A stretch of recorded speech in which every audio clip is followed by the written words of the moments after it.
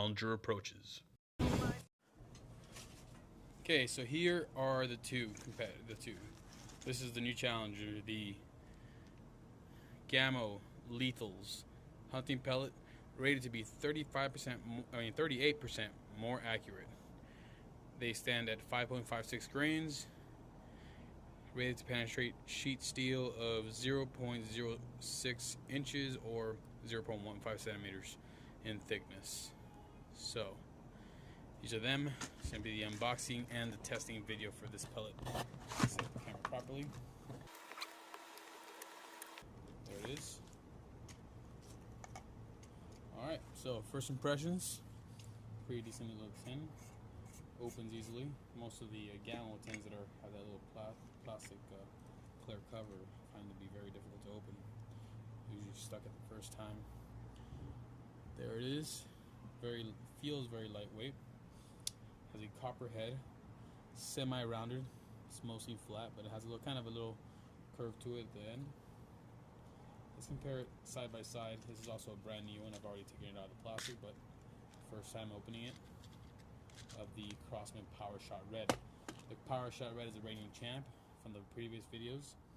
Put them both here against this right here. Side by side, they stand about almost the same height. The Power Shot Red is a little bit taller. They're both sabled pellets. So today we're going to shoot two different materials. We're going to shoot sheet steel, because that is what these things are famous for, penetrating. And these are still the reigning champs so far.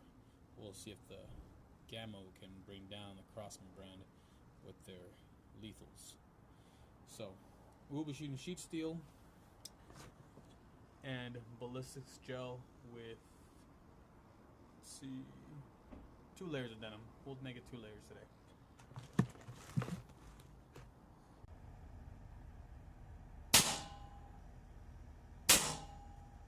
They both penetrated.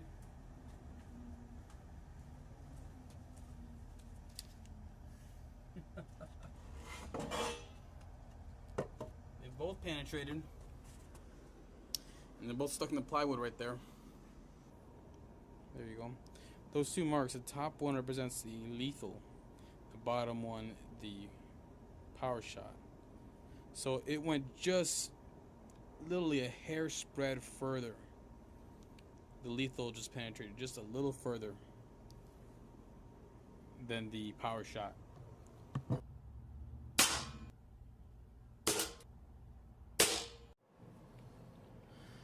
Well, here it is, folks.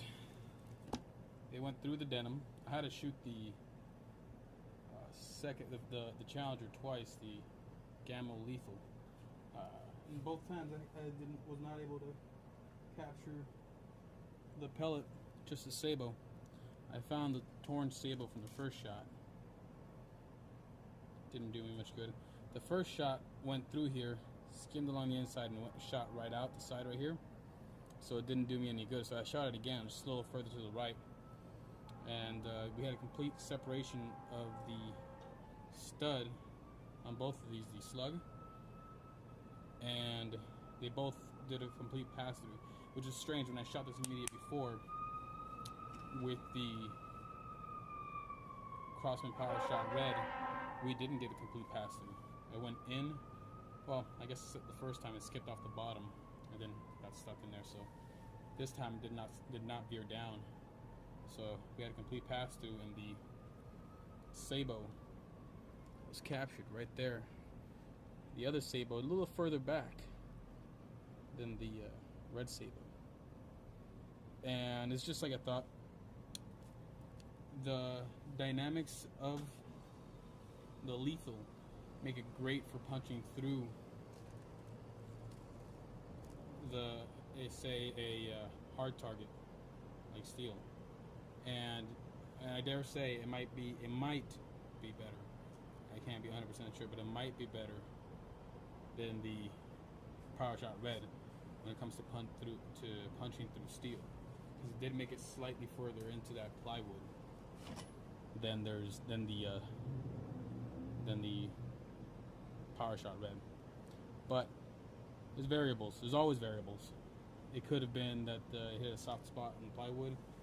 You know, could have been the power shot hit a not, I'm not trying to defend the power shot, but there's always variables.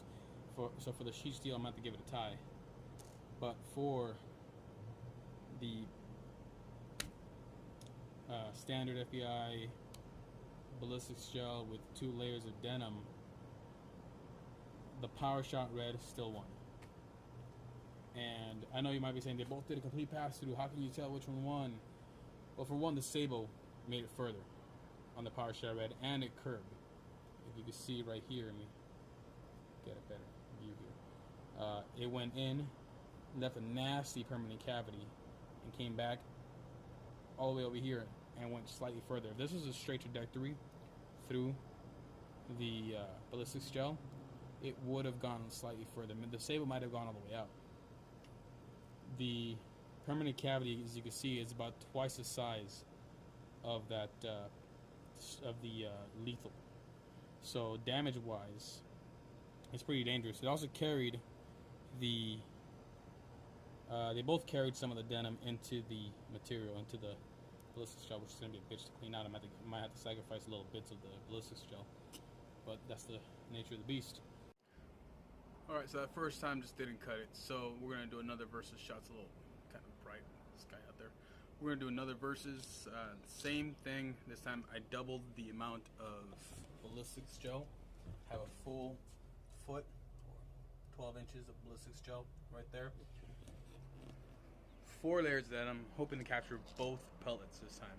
And remember, this is the Gamo lethal versus the leading man in penetration, which is Crossman Power Shot Red.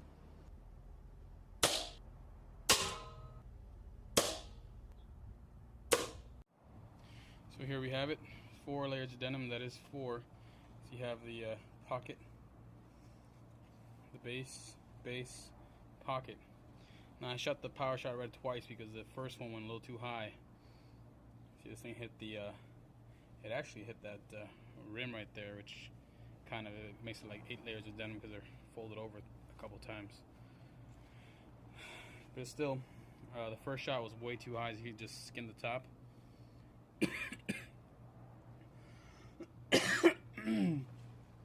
Then the first shot actually was the lethal. So, let me get rid of this lens. There we go. A little clearer. Was the lethal. It's right there. Decent wound cavity. You can see it's better than the last time I shot it. Last time I had 2 layers of denim, and I doubled the length of this ballistics gel block. Put 2 of them back to back, and I captured in the second block. And it went about, I'd say, an inch into the second block. The Power Shot Red left a very nasty wound cavity. It also left the sable behind, but it is twice the width of the wound cavity from the lethal. It also carried a lot of that denim in with it. It's separated, the sable separated. It kept going. It only went about ½ inch into the ballistics gel block. So this one, in penetration, we had to give it to the lethal. So that last pellet I shot was that homemade pellet. It's made using that what was that called? The Nomad pellet maker in Swager. You see, that's the wound cavity from that Power Shot Red. And when it's up against the light, you can actually see what I mean when I say it's double the width. The one all the way on top, that's the lethal. That's the red. And it's funny because the lethal has a wider head as a projectile. Well, the whole body of that projectile, that stud, is about the same width as the Power Shot Red. But the Power Shot Red didn't penetrate as far. That one pellet right there penetrated further than the rest. That homemade pellet with that Nomad pellet maker and Swager kit. Doesn't look like there's any real deformation to that pellet. I'm going to cut it out and we're going to take a look at it. Heck, I might even reshoot it from the other side.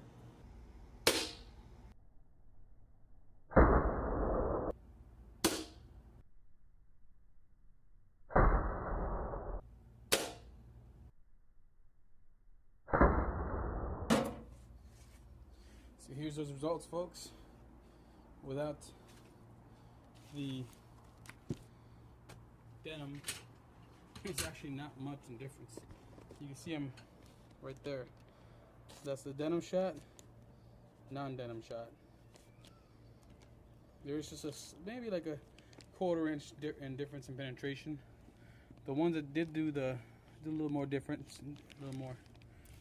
was that the power shot. It went slightly further. It was closer to the lethal than the first time it went through. And which I call the Minet round, that Nomad pellet maker round, it went much further than the last one. It actually went halfway into this box, so it did a decent penetration, about 10 inches of penetration into ballistics gel. The first time it was more like 8 inches of penetration. So that 2-inch difference, it's substantial, no matter what the girls tell you. But once again, the wound cavities, you can see there's the wound cavity for that lethal round right there. Nice cylindrical cavity, very smooth. That's not bad. Right, that little thin looking one right here, that's the power shot red. Doesn't look like much from here. I turn this guy over. Get this to focus. You see it's very wide, in fact. It's about an inch in width. And I think that a lot of that has to do with the separation of that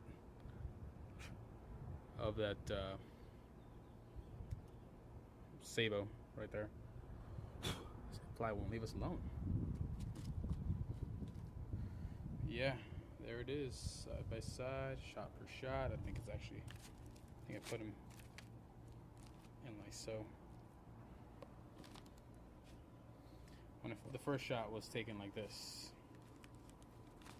I think this is how the second shot was done. No, it was turned over for the second shot. But this is the first shot, side by side. Second shot, side by side. Not bad. Not bad at all. And this is a homemade ballistics gel, supposed to mimic muscle tissue. Personally, I think gummy, if I did a mixture that's the density somewhere between that gummy brick that I've shot before and this, it'll be a little more accurate to represent muscle tissue. At least when it comes to penetration. I don't believe that these pellets, granted they're traveling about 1,200 feet per second, except with the exception of that lead Minet round, or mini ball round, they're all going roughly 1,200 feet per second. Now I wasn't shooting this with the Steel Eagle. I was shooting this with my Benjamin Titan NP. I didn't want this to over penetrate. If I shot this with the Steel Eagle, I'm pretty sure it would probably go straight through both of them. There's a 200 foot per second difference between the two air rifles. So, and as you saw from one of my previous videos, I hope you enjoyed this.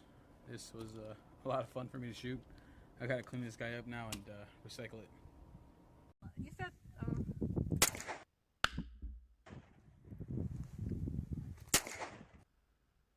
Sideways, go gang some.